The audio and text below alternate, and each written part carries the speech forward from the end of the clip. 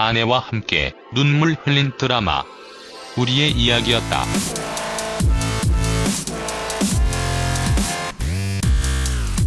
내 생각은 다르다. 사랑은 상대가 어디를 보든 내버려두는 것이다. 서로의 곁을 지키면서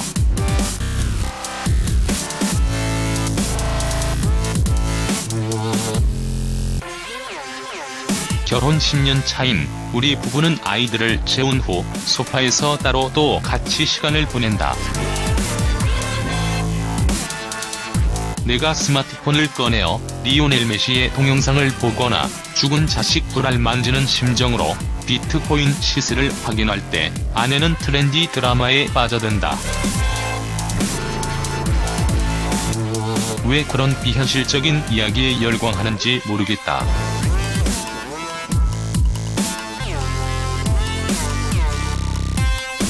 남주인공은 너무 완벽하고 두 사람의 사랑을 가로막는 난관은 너무 쉽게 극복된다. 스토리의 개연성도 부족하다. 하지만 간섭하지는 않는다.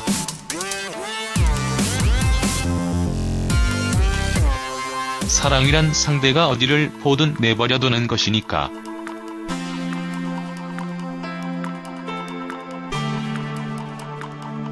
드라마 덕분에 눈치 보지 않고 내 소소한 취미 생활을 즐길 수 있다.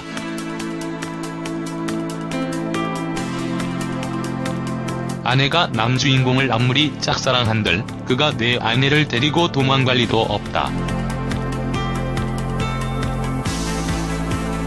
하지만 트렌디 드라마의 주변 인물들이 악역이든 선역이든 너무 평면적이고 전형적이라는 것이 마음에 걸린다. 복합적인 감정이나 심각한 고민 같은 건 1도 없어 보이는 그들은 뭘 해도 해피엔딩에 영향을 주지 못하는 말 그대로 주변인이다. 나부터가 주변인이니 못내 안타깝다. 눈이 부시기의 한 장면.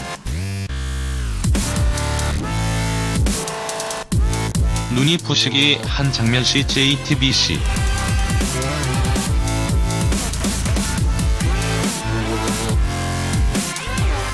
모처럼 아내가 새로 방영되는 드라마를 같이 보자고 한다.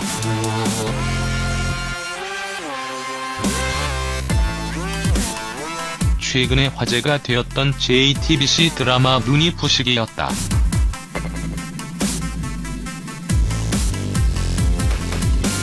난 내 신념을 잠시 유보하고 생택쥐 페리의 말을 받아들이기로 했다. 주인공 혜자는 어릴 적에 준 특별한 시계로 시간을 되돌릴 수 있다.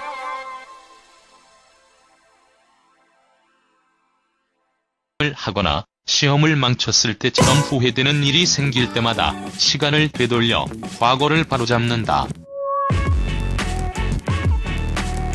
하지만 시간여행을 할 때마다 자신에게만 시간이 흐른다는 걸 깨닫고 시계를 옷장 깊숙이 숨겨둔다. 그러던 어느 날 아버지를 교통사고로 잃게 된 혜자는 시계를 꺼내어 다시 과거로 떠난다. 수없이 실패한 끝에 아버지의 죽음을 막았지만 그 대가로 혜자는 70대의 노인이 되었고 아버지는 한쪽 다리에 장애를 입게 된다. 그럭저럭 볼만한 TV 드라마지만 뭔가 앞뒤가 안 맞는다고 생각했다. 현재의 혜자가 과거로 돌아간다면 과거의 혜자는 어디에 있나? 가족들은 일면식도 없는 노인을 어떻게 그리 쉽게 딸로 받아들일 수 있을까? 아버지는 딸에게 왜 그리 냉담한 걸까? 한지민은 언제 나오나?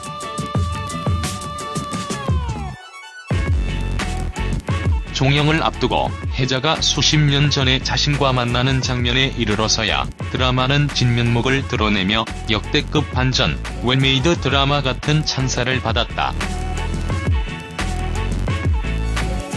혜자는 시간여행자가 아니라 알츠하이머에 걸린 노인이었고 아버지와 어머니는 실제로는 아들과 며느리였다.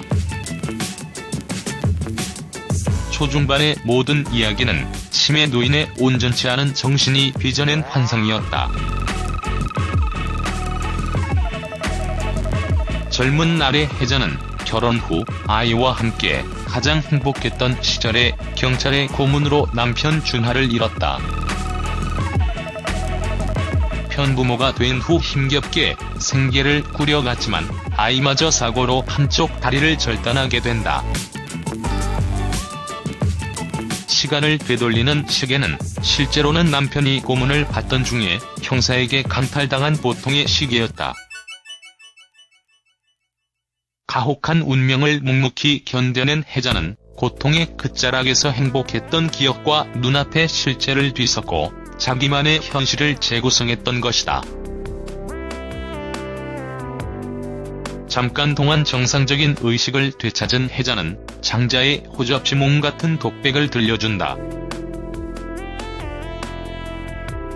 긴 꿈을 꾼 것 같습니다. 그런데 모르겠습니다.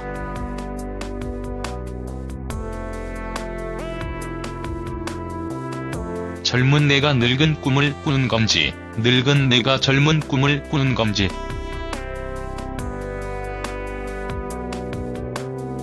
의 한 장면 시 JTBC.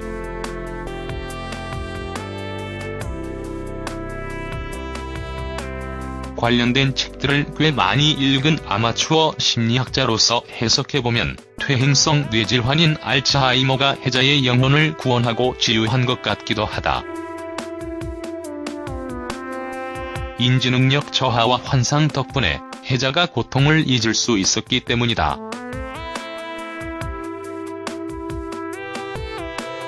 의학적 질병이 역설적으로 일종의 심리치료가 된 셈이다.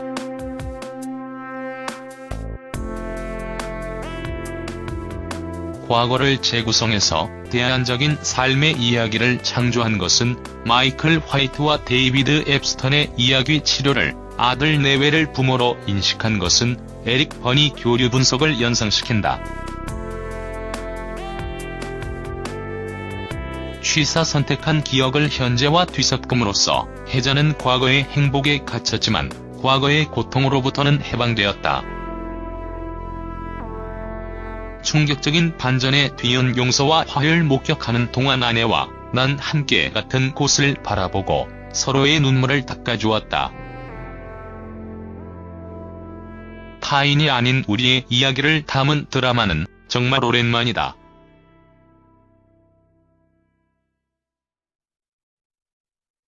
혜자의 고통은 본질적으로는 주변인이기에 감내해야만 했던 것들이다.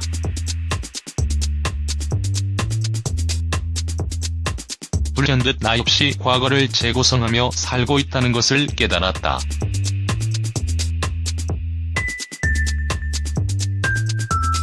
하루에도 몇 번씩 상상 속에서 시간여행을 하는 것 같다.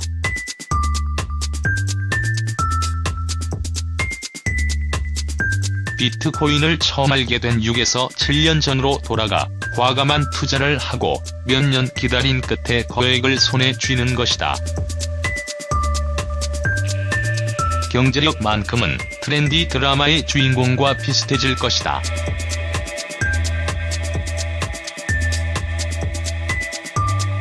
가만 트렌디 드라마를 보던 내 아내도 마찬가지였던 건 아닐까? 함께 살고 있는 찌질한 중년남을 더 이상은 견딜 수가 없어서 드라마 남주인공과의 상상 속 로맨스를 즐겨왔을지 모를 일이다.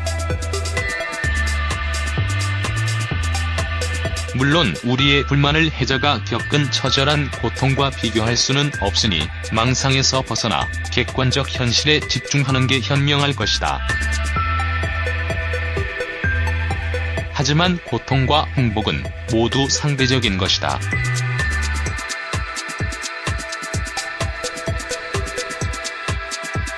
어느 하루도 눈부시지 않은 날은 없다는 메시지에 공감하려면 철이 더 들어야 할 것 같다.